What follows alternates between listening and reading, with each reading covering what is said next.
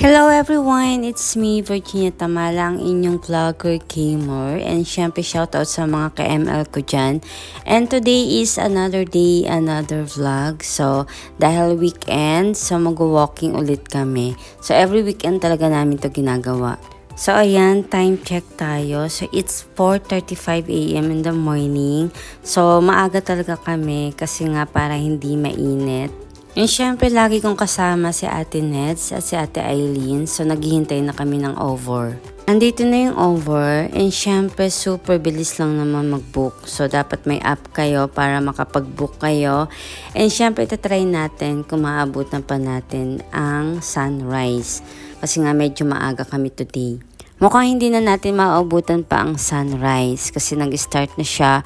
Pero okay lang kasi nga nakuhaan natin ng video. And kung isa ka sa mahilig sa sunset, ayun yung mga ganong moment. So hapon ka pumunta. And ang Mia Park ay isa sa may pinakamagandang sunset views over Doha, Qatar.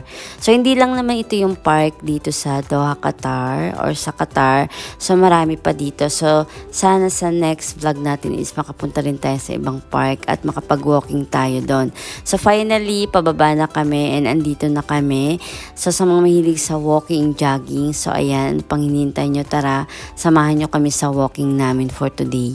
So, ayan si Ate Eileen at si Ate Ned. So, ayan, masisipag talaga sila mag-walking. So, kahit wala pa ako dito sa Doha, Qatar, so, lagi talaga silang nag-walking. So, dahil sa kanila, kaya lagi na rin ako nag-walking. And kami na Ate Eileen, mag-start na kami mag-ikot. So, si Ate is dyan lang siya banda. So, dyan lang siya mag-stretch and walking. Kami na Ate, mag-iikot talaga kami. So, ayan, ano pang hinihintay natin? Simulan na natin mag-walking. So, ang ganda ng view. And super ganda nung weather today. So, hindi siya mainit. And saktong-sakto lang sa balat.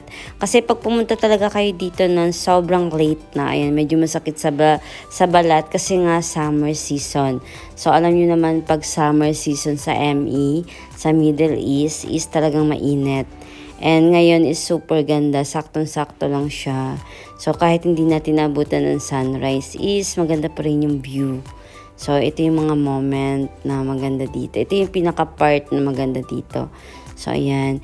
Ito naman, isa sa mga pinakamagandang view dito. And, ayan, nakikita nyo ba yan? So, sa mga hindi nakakaalam, ang tawag dito is 7. This is the monumental steel sculpture stand by 24 meters. So, syempre, sinerge ko siya sa Google. And finally, andito na tayo sa pinaka-favorite spot ko dito sa Mia Park. Itong side na to. So, medyo nakakalahati na tayo ng walking. So, magto 2 rounds tayo. So, sinasabayan ko kasi ng pagbablog yung walking ko. And syempre, gusto kong sa inyong i-share yung mga beautiful spot dito sa Mia Park. So, ito talaga yung pinaka-isa sa mga favorite ko dito. And pag nandito talaga ako is lalaan talaga ako ng konting oras lang naman. Hindi naman sobra-sobra. Minutes lang para magmuni-muni, mag-isip-isip. Ayan, ito yung pinakamagandang spot dito. Feel ko talaga pag nandito ako sa side na to. And syempre, ano pang ginagawa natin? Ayan, ituloy na natin yung ating walking. So, tara na. So, baka hinintay na tayo nila ate. So, ayan, pabalik na ako. So, syempre, naka 2 rounds na ako. So, hindi ko na siya binidyo lahat kasi nga sobrang haba pa nun. And walking lang naman ginawa natin.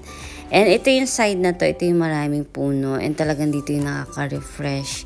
So, after mo mag-ikot dito ka sa side na to pupunta. And ito yung meet up namin nila ate pagkatapos naming mag-ikot. Kasi nga, hindi naman kami pare-pareho or sabay-sabay na nag-iikot. Kasi ako talaga, iniikot ko talaga siya ng buong ikot. So, sila is doon lang sila banda. And syempre, after namin mag-walking is mag-breakfast kami. So, samahan nyo kami sa aming breakfast for today. So, ayan, on the way na kami papuntang Coffee Bean, isa sa mga favorite namin na breakfast. So, madalas na doon sila ate, kaya kilala na sila doon. And syempre, super lapit lang din naman nito sa Mia Park. So, hindi siya sobrang layo. So, after namin mag-breakfast is mag-grocery kami. And ayan, so, andito na kami. So, mukhang sarado pa siya. Pero, i-check natin kung pwede na bang pumasok. And hindi nga kami nagkakamali, close pa sila pero sabi naman ng staff is maya-maya mag-open na. So ito na yung breakfast natin. So ang pinili ko is egg benedict. So masarap yan. So meron silang set ng breakfast na with coffee na. So yun yung ino-order ko.